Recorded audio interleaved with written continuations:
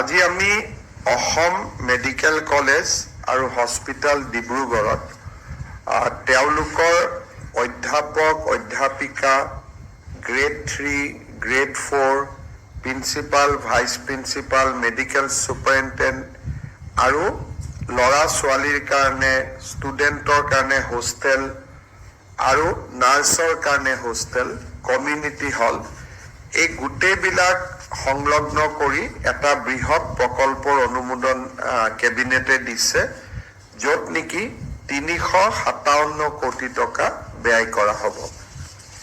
Assam medical কলেজত আমি এই প্ৰকল্পটোৰ প্ৰতিশ্ৰুতি 2 বছৰ আগতে আমি দিছিলোঁ আৰু মহা ৰজত জয়ন্তীৰ সময়ত আজি কেবিনেটে এই প্ৰকল্পটো অনুমোদন কৰে। নিবিদা আদি ইতিমধ্যে সম্পূৰ্ণ হৈছে, গতিকে এই অহা 10-15 দিনৰ ভিতৰতে ইয়াৰ আধাৰশিলা আৰু কামো কৰিব পৰা যাব। আপোনালোকে জানে যে মিছন বসুন্ধৰা 3ৰ অধীনত আমি যিবিলাক চৰকাৰী ডিপাৰ্টমেণ্টৰ মাটি, স্কুল কলেজৰ মাটি, ক্লাব নামঘৰৰ মাটি তেওঁলোক বহি আছিলে কিন্তু মাটিৰ পট্টা নাছিলে, তেওঁলোকক পট্টা দিয়াৰ আমি এটা ব্যৱস্থা লৈছিলোঁ আৰু অসমত ইতিমধ্যে কেইবা হাজাৰ এনে অনুষ্ঠানৰ পট্টাৰ অনুমোদন কৰা হৈছে। আজিও কেবিনেটে প্ৰায়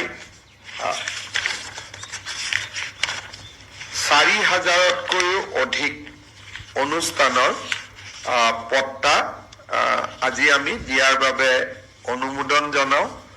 আৰু ইয়াৰ ভিতৰত এনেকুৱা লোক আছে, এনেকুৱা অনুষ্ঠান আছে হয়তো কাবাৰ বয়স 200 বছৰ, কাবাৰ 300 বছৰ, আজিলৈকে মাটিৰ পট্টা পোৱা নাছিলে।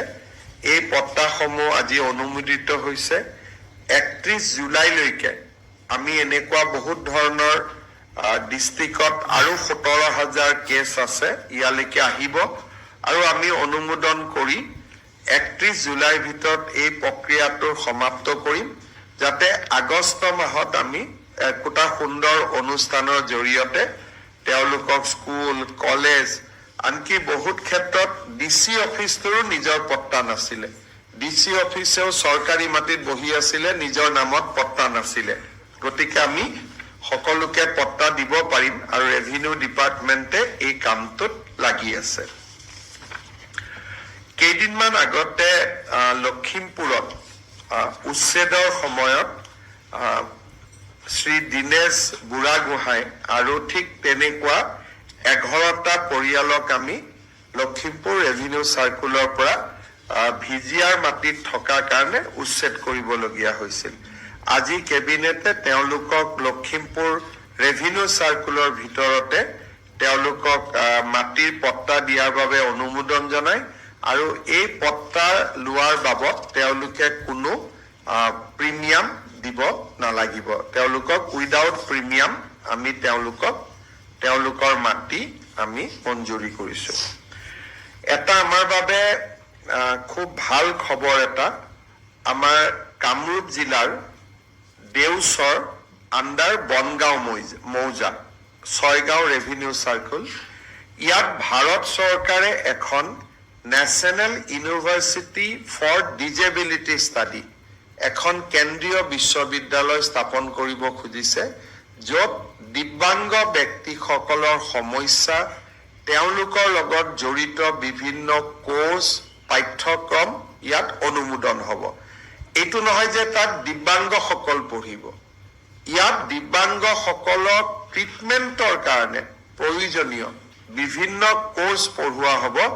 সেইকাৰণে ইয়াৰ নাম দিয়া হৈছে national university for disability studies.